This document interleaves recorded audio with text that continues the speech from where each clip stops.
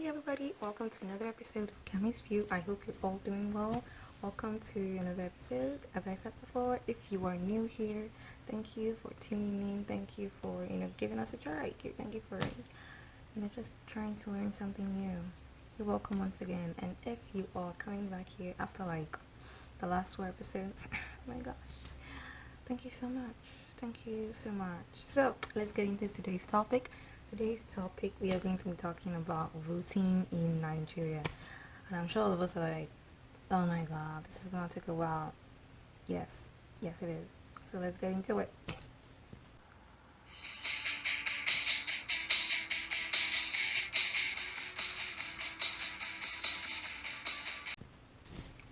Okay, so before we start, I just want to say, now that I mentioned voting, some people are like, wait, is it 4 years yet? Like, is it time to vote? Because, like, when last did we vote? Like, I mean, it feels like 4 years, but, like, is it 4 years? Unfortunately, no. It's actually just 457 days, which means that we still have 1003 days to go. It is well. Especially under this administration. We have, just leaning onto the Lord. Like, yeah, that is the situation that we are having. So yeah, okay, so that's the situation that we're having. But even though those numbers are depressing, and we might want to dwell on those numbers and be like, oh my gosh, no, like 1000 days. So like, what are we talking about voting? Why can't we just wait till election time is here?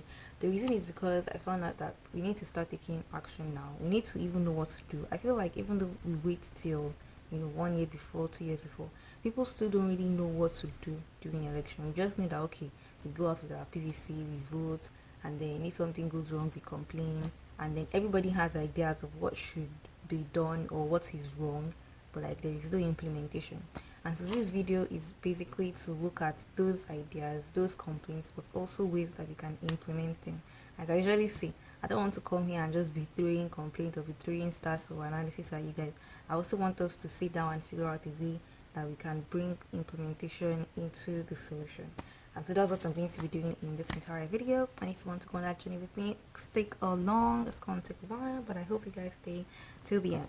So the first thing that I wanted to talk about is, okay, voting for parties over people.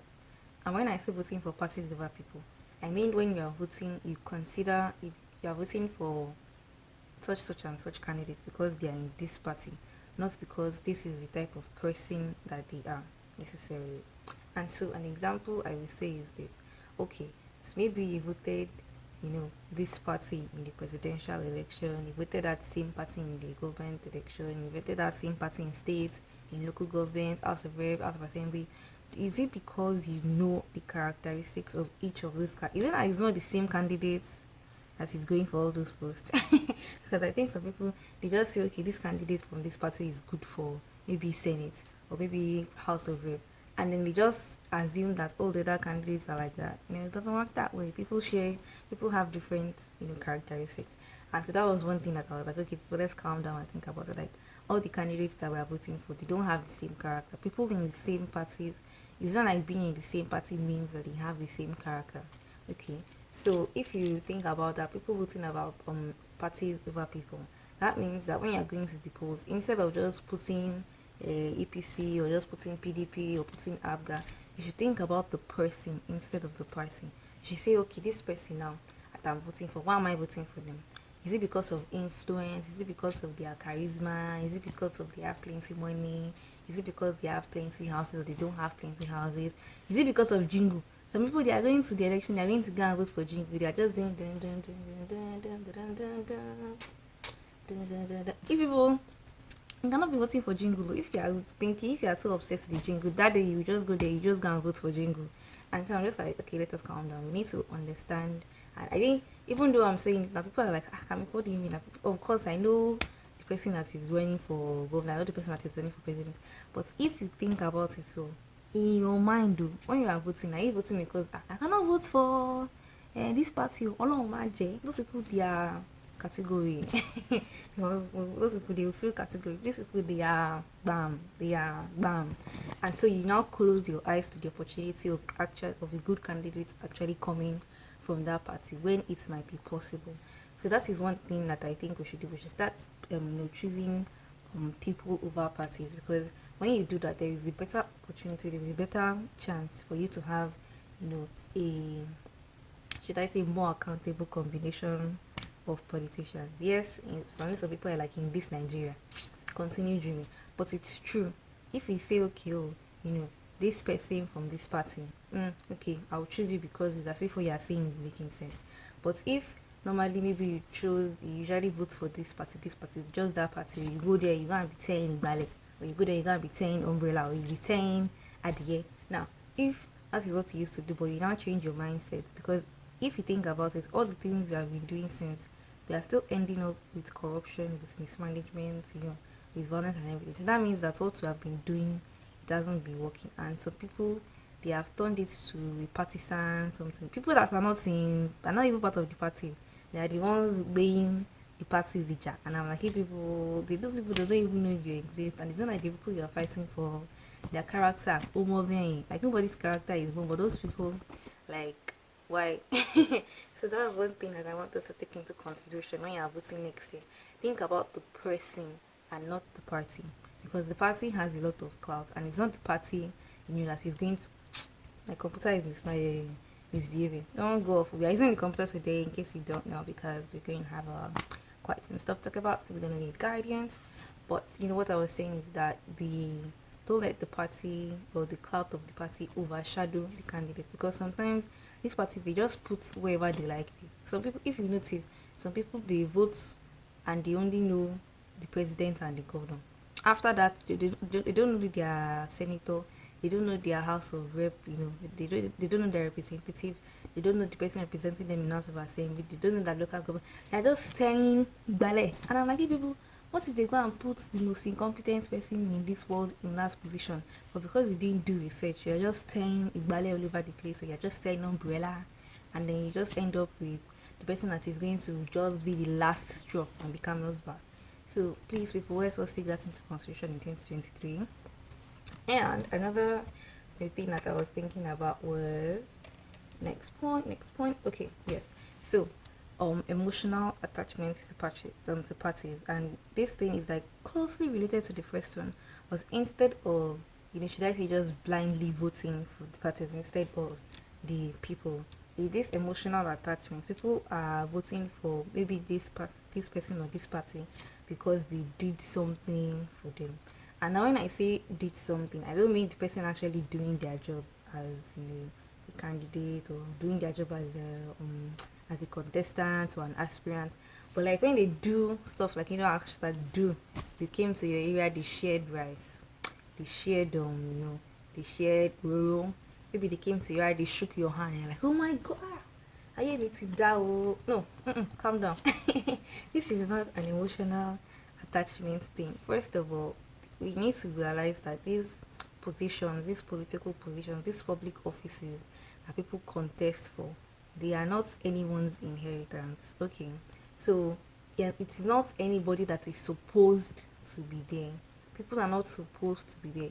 And so when you have emotional attachments, when you have the preconceptions of, oh, it is this person that is supposed to be there because their family has been there, it's not inheritance something. You have to earn the public offices, and that's why some of these parties feel entitled to just misbehave, because they know that the people are under this spell of loyalty, solidarity. You can't have all those factors coming into play, because politics and governance is actually more about accountability than all those other things. Those other things are emotions, and they tend to cloud the mind. Yes, you can have pity. Maybe the person, okay, this person was coming from rural area, their story is moving, but their story or whatever they are doing should not move you enough to vote for them. It should be their track record. Okay, this person, when he's coming, what is their track record? What does the track record look like? This person, what is he saying? Like his propaganda, his manifesto. Do they even have one? Like some people, some parties are just so weird guy that they will just throw somebody there manifesto, propaganda. They don't have these documents is empty. Have you ever seen? Because some people they will just go to the rally, they will just say, my people, our governor." That's what they will just say. And there's no plan, there's no manifesto, and then everybody will just go and I'm like, you people, he not saw that people they just said my governor, my governor. So that means that if I should go outside and say my people, that means the people have to vote for me.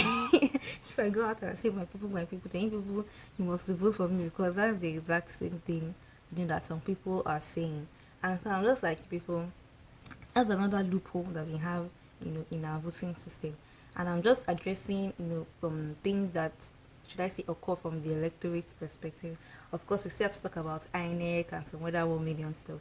But before you people explode and say this girl is not addressing the whole, let us calm down. I'm going to try my best, as possible to address the entire picture. But this is one thing that I noticed, and I have to call it out because it's something that I noticed. And so basically, when you're voting for parties, even though they share rice, they share oru, they share chicken, that doesn't mean that you should vote for them. If those things, because one thing that people forget is that those things are things that you are entitled to as citizens of a country. Like those rights, those are supposed to be able to access them normally. So somebody giving that to you, those shouldn't count. But the thing is that because of our Nigerian system, the some communities are so impoverished that the things that should be basic amenities, that should be simple things that they should be able to access, have now become so unavailable, so expensive for them that they seem like privileges. And when some people now are now like the savior, they're now sharing it, and everybody's like, oh my dada, and I'm like, you people, that's just sometimes it's just wickedness because these people that are sharing, so whatever they are sharing, that will not last for 2 weeks. Those people, when you go to their houses, they're the ones having billions in their accounts. They're the ones having houses in Dubai. They know how to live the good life. But when it is time for election, then they go. Why can't they be sharing houses? It's true. If you want to think about it, you say you are sharing something. If you want to buy something as important as a vote, why can't you be sharing your houses? Why can't you be sharing billions? I mean, if you are sharing billions, maybe we'll consider you because maybe the people that you are sharing the billions to will actually be able to do something with it. And that is what governance is about. I feel like sometimes the citizens of Nigeria we've forgotten what governance is about. We've forgotten that governance is supposed to be going there to improve the situation of the country. We are so used to hearing, oh, eléyìí, the person stole billion, the person stole million of dollars. If somebody should even steal million, everybody's just like, could bad. Until they steal trillion. Now let me be like, little, yeah, I be, what did they used to say? Oh, could dear cattle? That's what they used to say it in you, but that's when they steal trillion. But millions of dollars and billion is now such a reoccurring thing that we hear that we've forgotten what the picture of governance looks like. And so when somebody comes and they're now making what should be basic amenities that should be easily accessible, they're now turning it to privilege, they're turning it to Christmas presents that you'll be wishing for. That just means that they are not ready to do what they are going to say they will.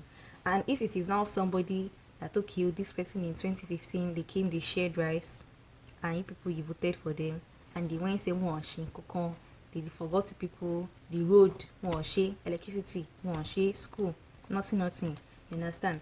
Youths still unemployed, insecurity all over the place. They now came back again in 2019. They're now sharing rice. Please, I'm not saying that you shouldn't collect the rice. Please, people collect the rice because this rice, you will not be. Some people, that rice is the only thing that they receive from these so-called candidates or these so-called aspirants when they are, contesting for elections. And I'm not saying that contestants should not do things with their community. I'm saying that if it is somebody that has been in power before and they did not do their job, you can't use rice to bribe me. If it is to be sharing rice, that's what. If governor means that you are sharing rice, then you might as well vote in the farmers from Kano.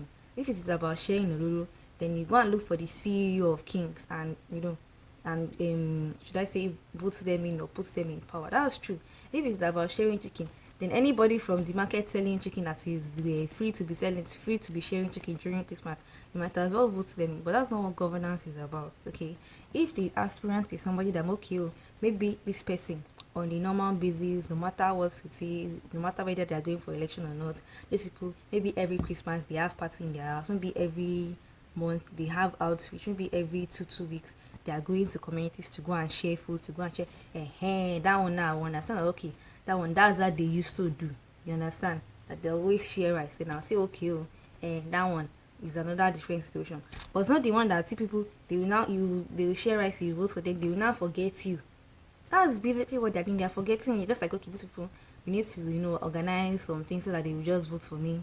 And then after that, they will forget you people. And then you will not say anything. They will now come 4 years after and be sharing rice. How many years? If you think about it, Nigerians, how many years are we going to be collecting rice? Collect the rice, but that doesn't mean you have to vote for them. And that's one thing I wanted to say. Some people, they feel like, oh, if I collected and I don't vote for them, yeah, they will be feeling bad. Some people, they will say, you want to collect and so. Don't you have church mind? Let me explain church mind to you. In the Bible, it says, so whom much is given, much is expected. First of all, if you are giving me rice, that's not much, so you can't expect much of me. Also, if I'm going to give you my vote, which is very important, people need to know the importance of their vote. Their vote is not just one plastic thing that they just go, one thumbprint that they do. It's your say. That is the most important thing you can do as a citizen of the country within the span of 4 years or whatever number of years that your country uses. So if you think about it, that is a very powerful tool that you have as a citizen. And so if somebody wants to earn that, you need to make them work for it. You need to let them know that you can't just walk into my house and give me 500 naira, buy 500 naira worth of rice or 200 naira worth of gari or whatever, and then you not expect to get these votes for 4 years. If they were doing that and they came and they shared 2,000 naira worth of something for everybody, is it 2,000 naira that you're going to use to sustain yourself for 4 years? No, it's not going to work. So you need to make sure that these people leave the rice alone. If you're sharing rice, if you want to share rice, no problem. But let me hear what you are saying. You understand? Let's leave the emotion, leave it. Let me see what you are going to do. What is your plan? If you don't have a concrete plan that is going to sustain us for 4 years, then I'm sorry, people need to walk away. That's just it. There's no emotional, there shouldn't be emotional attachment to all these things, because this is basically a job. In Nigerian culture, we have this thing where if you do something once, you're like, if you do it again, you have to explain yourself. So I'm just like, okay, Nigerian culture, like, why is it such that Nigerian culture, we have this sort of strictness when it comes to morals, when it comes to employment, when it comes to marriage, when it comes to all sorts of things. When it is time for election, we now close one eye, and I'm like, oh, doesn't it apply to that? That same, should I say, that same hunger for accountability, that same hunger for transparency, for should I say, honesty, trustworthiness. Where is it? We want it in Nigeria. It is obvious that anybody that doesn't have these qualities in Nigerian culture is seen as a bad person. So why is it different? Why do we close our eye when it comes to politics? Is it because of emotional attachment? Is it because we are just voting for parties instead of people? Like, let's think about it. Why? And then now that everybody here is like, Kamiko, if you don't say if you don't say what I want you to say, I am going to leave immediately.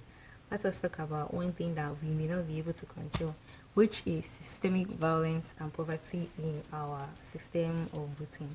Now, when I say systemic violence and poverty, what I mean is that some people during elections are not making the election safe. Systemic violence and poverty, we all know when it is time for elections, you start seeing some people, they are carrying everywhere, and I'm like, people, why do we have to be doing this?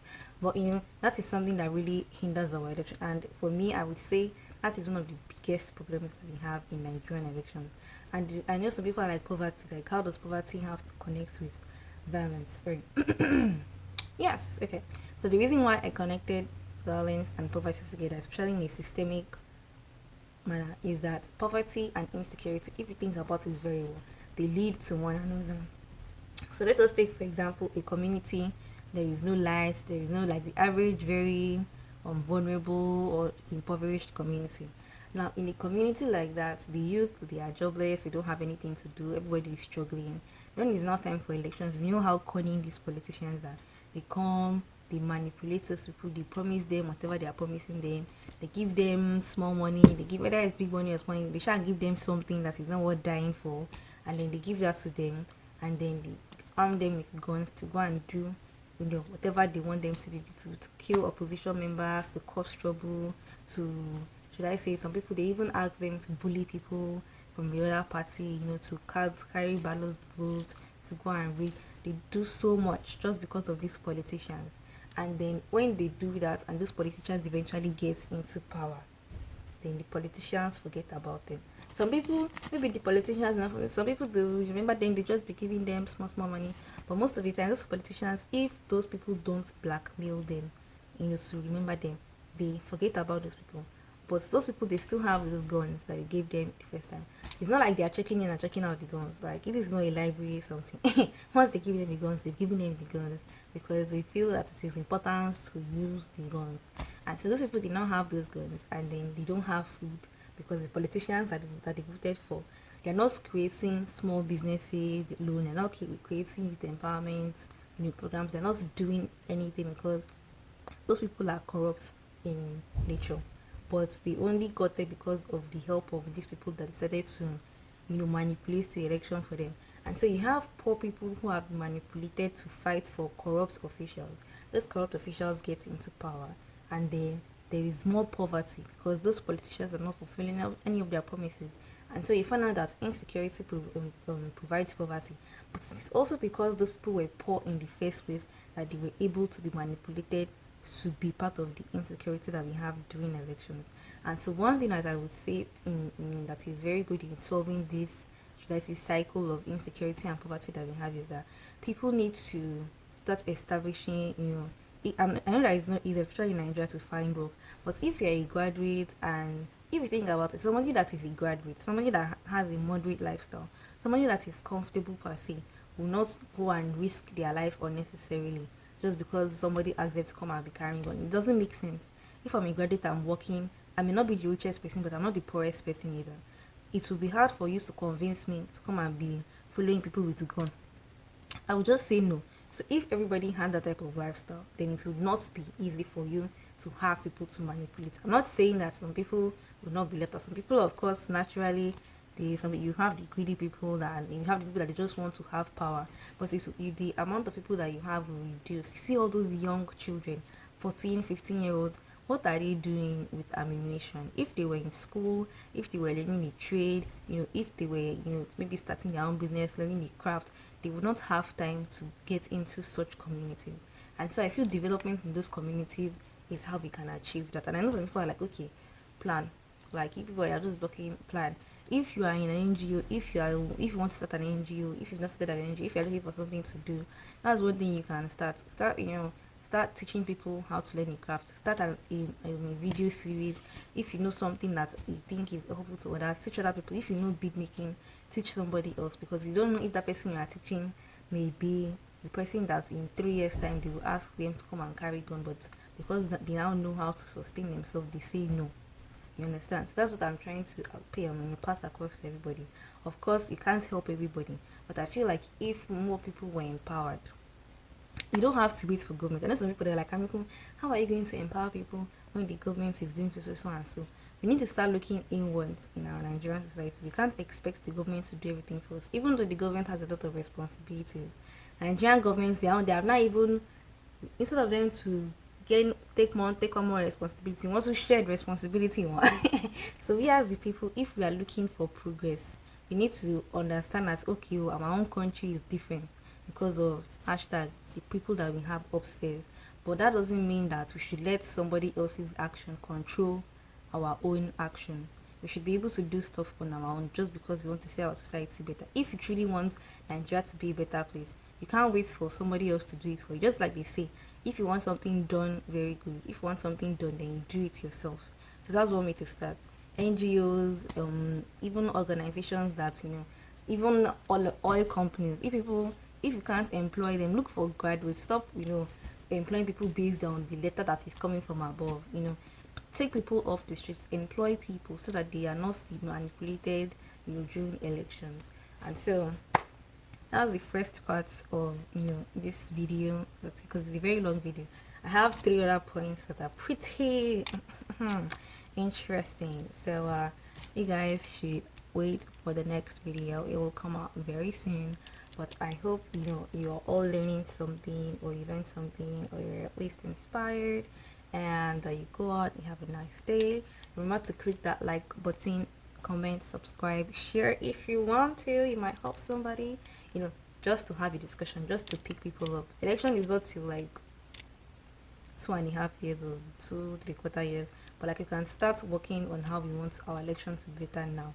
You Nigerian youths, great. So thank you all for watching. See you in the next one. Wait, and hard days to say it. Watch out for the next episode, the part 2 of this video. Bye.